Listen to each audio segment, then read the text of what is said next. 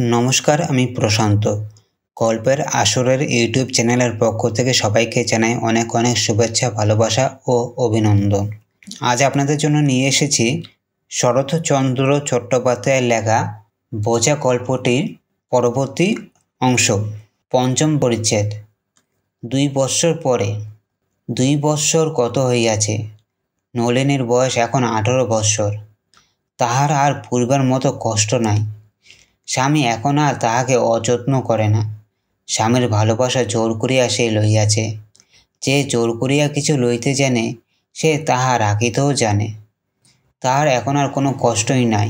সত্যেন্দ্রনাথ এখন পাবনার deputy magistrate.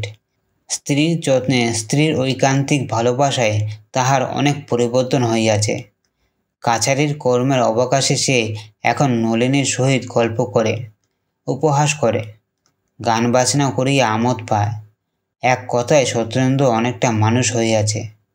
মানুষ যেটা পায় না সেটাই তাহার অত্যন্ত প্রিয় সামগ্রী হইয়া দাঁড়ায়। মনুষ্য চরিত্রই এমনই। তুমি অশান্তিতে আছো, শান্তি খুঁজিয়া বেড়াও। আমি শান্তি ভোগ করিতেছি, তবুও কোথা হইতে যেন অশান্তিকে টানিয়া বাহির করি। ছল ধরা যেন মানুষের স্বভাবসিদ্ধ ভাব। যে মাছটা পলাইয়া যায় সেটাই কি ছাই বড় হয়? সত্যেন্দ্রনাথও মানুষ। মানুষের স্বভাব কোথায় চাইবে? এত ভালোবাসা, যত্ন ও শান্তির মধ্যে তাহার হৃদয়ের মাঝে মাঝে বিদ্যুতের মতো অশান্তি জাগিয়া ওঠে। নিমিষের মধ্যে মনের মাঝে বৈদ্যুতিক ক্রিয়ার মতো যে বিপ্লব বাঁধিয়া যায়, তাহা সামলাইয়া লইতে নলিনীর অনেক পরিশ্রমের প্রয়োজন হয়। মাঝে মাঝে তাহার মনে হয় বুঝি আর সে সামলাইতে পারিবে না। এতদিনের চেষ্টা, যত্ন, অধ্যাবসায় সমস্তই বুঝি বিফল হইয়া যাইবে। নলিনীর এতটুকু ত্রুটি দেখিলে সত্যেন্দ্র ভাবে, সরলা থাকিলে বোধ হয় এমনটি হইত না। হইতো কি না ভগবান জানেন। হয়তো হইতই না, হয়তো ইহা অপেক্ষা চতুর্গুণ হইত। কিন্তু তাহাতে কি? সে মৎস্য যে পলাইয়া গিয়াছে। সত্যেন্দ্র এখনো সরলাকে ভুলিতে পারে নাই। কাছারি হইতে আসিয়া যদি নলিনীকে সে না দেখিতে পায়, অমনি মনে করে কিসে আর কিসে। নলিনী বড় বুদ্ধিমতী। সে সর্বদা স্বামীর নিকটে থাকে, কারণ সে জানিত এখনো তিনি সরলাকে ভুলেন নাই। একেবারে ভুলিয়া যান এ ইচ্ছা নলিনীর কখনো মনে হয় না। তবে অনর্থক মনে করিয়া কষ্ট না পান এই জন্যই সে সর্বদা কাছে থাকিত, যত্ন করিত। নাই ভুলুন, কিন্তু তাহাকে তো অযত্ন করেন না। ইহাই নলিনীর ঢের। গোপীকান্ত রায় পাবনার একজন সম্ভ্রান্ত উকিল। কলকাতায় তাহার বাটি নলিনীদের বাটির কাছে। কি একটা সম্বন্ধ থাকায় নলিনী তাহাকে কাকা বলিয়া ডাকে। রায় খুড়িমা প্রায় প্রত্যহ সত্যেন্দ্রর বাটি বেড়াইতে আসেন। গোপীবাবুও প্রায় আসেন। গ্রাম সম্পর্কে খুড় শ্বশুরকে সত্যেন্দ্রনাথ অতিশয় মান্য করে। সত্যেন্দ্রর বাসা তাহার বাটি হইতে দূরে হইলেও উভয় পরিবারে বেশ মেলামেশি হইয়া গিয়াছে। নলিনীও মধ্যে মধ্যে কাকার বাড়ি বেড়াইতে যায়, কারণ একে কাকার বাড়ি, তাহাতে গোপীবাবুর কন্যা হেমার সহিত তাহার বড় ভাব। বাল্যকালের সখী কেহ কাহাকে ছাড়িতে চাহে না। সেদিন তাহার 12টা বাজিয়া গিয়াছে। সত্যেন্দ্র কাছারি চলিয়া গিয়াছে। কোনো কর্ম নাই দেখিয়া নলিনী ছবি আঁকিতে বসিল। কিন্তু তৎক্ষণাৎ গড় গড় করিয়া একখানা গাড়ি ডেপুটি বাবুর বাড়ির সম্মুখে আসিয়া লাগিল। কে আসিল? হেম বুঝি? আর ভাবিতে হইল না।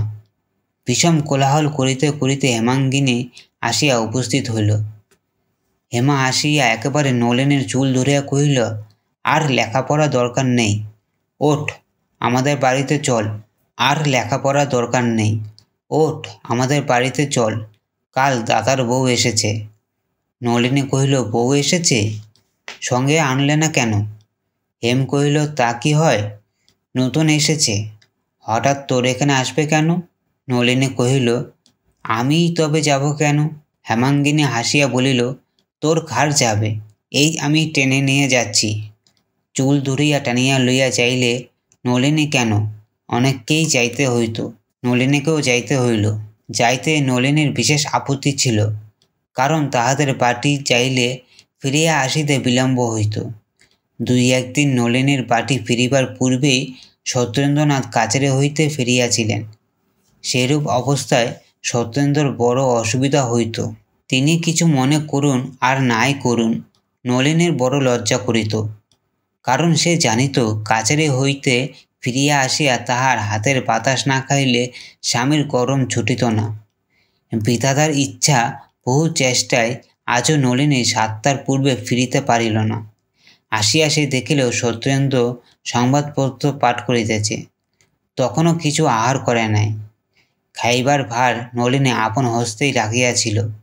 কাছে আসিলে সত্যেন্দ্র হাসিল, কিন্তু সে হাসি নলিনীর ভালো বোধ হইল না। সে অন্তরে শিহরিয়া উঠিল। আসন পাতিয়া নলিনী জলখাবার খাওয়াইতে চেষ্টা করিল, কিন্তু সত্যেন্দ্র কিছু স্পর্শ করিল না। ক্ষুধা একেবারে নাই। বহু সাধ্য সাধনাতেও সে কিছু খাইল না।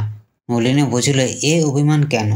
এতক্ষণ ধরে আপনারা শুনলেন শরৎচন্দ্র চট্টোপাধ্যায়ের লেখা বোঝা গল্পটির 5ম পরিচ্ছেদ। আগামী সপ্তাহে শুনবেন এই গল্পটিরই বাকি অংশ। ততদিন আমাদের সঙ্গে থাকুন, ভালো থাকুন ও সুস্থ থাকুন। ধন্যবাদ।